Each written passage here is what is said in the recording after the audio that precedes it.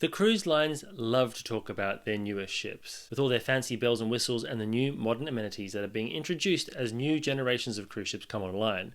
But there are so many older ships out there that are really superb and have very special features and interesting histories, and are absolutely worth cruising on today. So let's have a look at the oldest cruise ships in each of the major cruise brands' fleets and find out a bit about their history and what makes them special and why you might want to consider booking on board these ships whilst you still can. I'm maritime history author and lecturer Chris Frame, and thanks for joining me. Today we're going to start with my absolute favourite ship in service, and that is the Queen Mary II.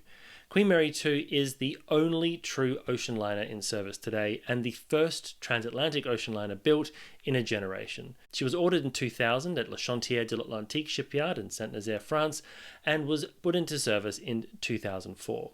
Now, the ship was ordered and created for the Cunard line, which has a long heritage of doing transatlantic crossings dating all the way back to 1840. And with their previous flagship, QE2, coming to the end of her service life, they needed a replacement for 21st century transatlantic crossings. The Queen Mary II is the longest, tallest, widest, and most expensive ocean liner ever built. And when she entered service in 2004, she was actually the largest passenger ship in service as well.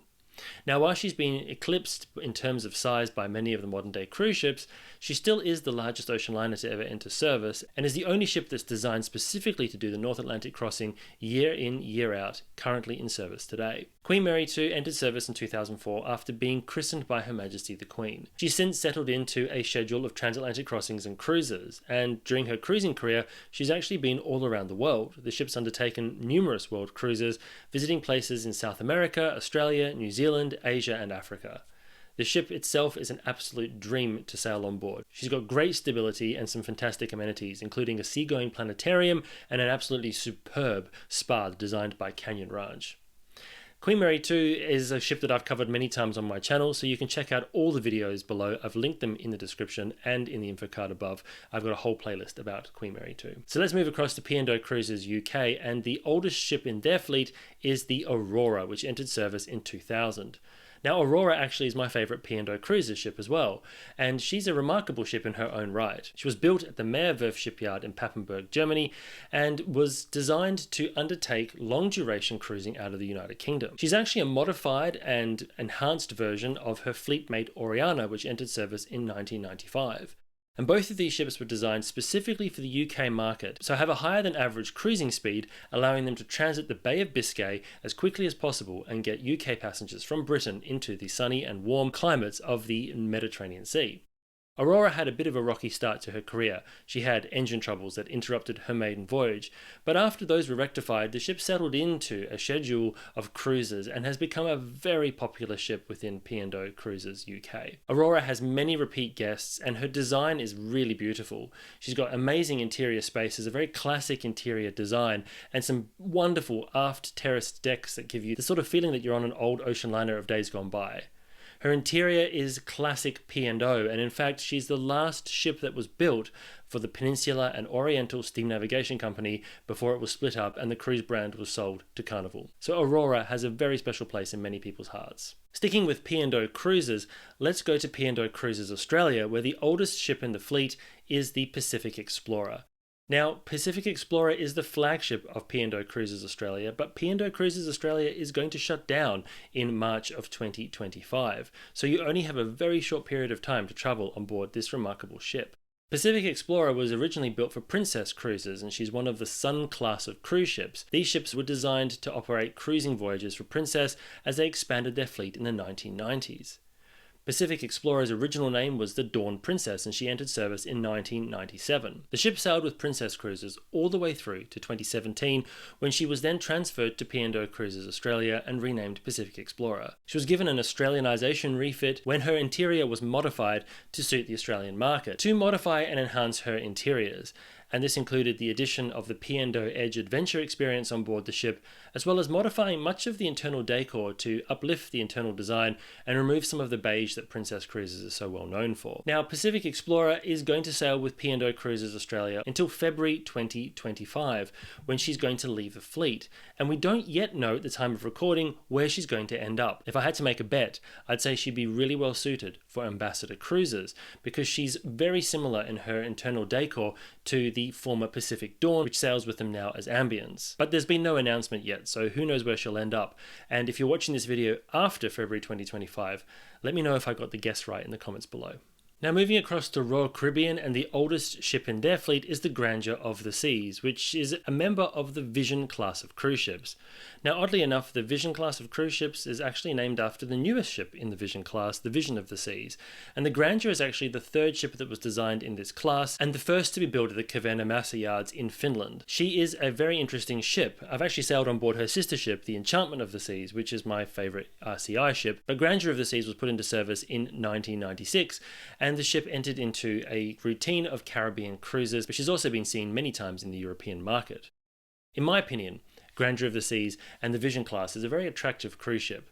It has the long bow and a very nicely raked forward profile, as well as a curved stern area. It has a funnel aft, and then in the middle of the ship, just forward of the funnel, you actually find the Viking Crown Lounge, which is quite a prominent structure on the top of the ship, giving a great view over the top decks of the vessel. The ship has a classic and elegant appearance, and the lifeboats are set inboard, lower down in the ship to allow for more balcony cabins to be built on the top of the ship. In 2019, it was announced that the Grandeur of the Seas would leave the Royal Caribbean fleet and move across to Pullmantur cruises, of which Royal Caribbean had a stake. However, during the COVID shutdown, the ship was actually laid up like all the other cruise ships, and when Pullmantur collapsed, she remained in the Royal Caribbean fleet, and she sails with Royal Caribbean to this day.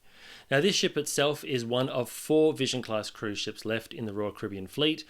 2 others left the fleet earlier, the earliest 2 that were built at a different shipyard. So if you want to travel on a Vision class cruise ship, I highly recommend it. As I mentioned, Enchantment of the Seas, which was built just a few years after Grandeur of the Seas, was an absolutely superb experience. The Norwegian Spirit is the oldest ship in the Norwegian Cruise Line fleet, and once again she's my favourite ship of that brand. The Norwegian Spirit was built by Meyer Werft Shipyard in Papenburg, Germany, and entered service in 1998 as the Superstar Leo. She was actually built for Star Cruises and had a near-identical sister ship, the Superstar Virgo. These 2 ships sailed for Star Cruises together and were very popular ships in that role. However, when Star Cruises owned Norwegian Cruise Line, they decided in 2004 to transfer the Superstar Leo to NCL, and she became the Norwegian Spirit. Now, she was given a modest refurbishment when she was moved across to Norwegian Cruise Line, but just before the global cruise shut down, the ship was given a mammoth $100 million refurbishment to extend her life for the foreseeable future. This refurbishment was truly remarkable, and I was fortunate enough to sail on board the ship after this refurbishment when global cruising resumed in 2022. Norwegian Spirit's interior was basically completely ripped out, with the exception of a few signature areas on board the ship, and a brand new interior was put in its place. This means that the ship, from cabins to show lounges to corridors to restaurants, looks almost new on the inside, yet she has that beautiful old-fashioned cruise ship design that dates back to the 1990s, with a large wraparound promenade deck, beautiful open air areas on the top of the ship, and a terraced aft deck area on the stern. Norwegian Spirit is actually one of my all-time favourite ships after my voyage on board, and again, it just goes to show that older ships can be remarkable in their own way.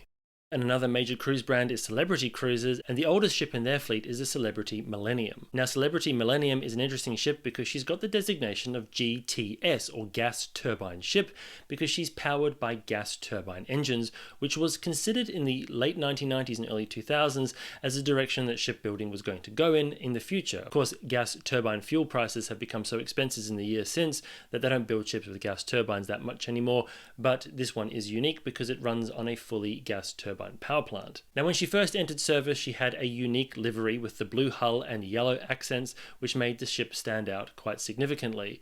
And she also had some nice interior spaces that were designed, including the Olympic restaurant, which was designed to resemble the interior of the RMS Olympic, sister ship to the Titanic. Christened in the year 2000 and entering service that same year, the 90,963 gross ton ship is by no means one of the largest that I'm going to mention in this list today, but she is much beloved with passengers and has had a refurbishment that brings her interior decor up to the standards that you would expect from Celebrity in the mid-2020s. Skipping across to Princess Cruises, and the oldest ship in the Princess Cruises fleet is the Grand Princess.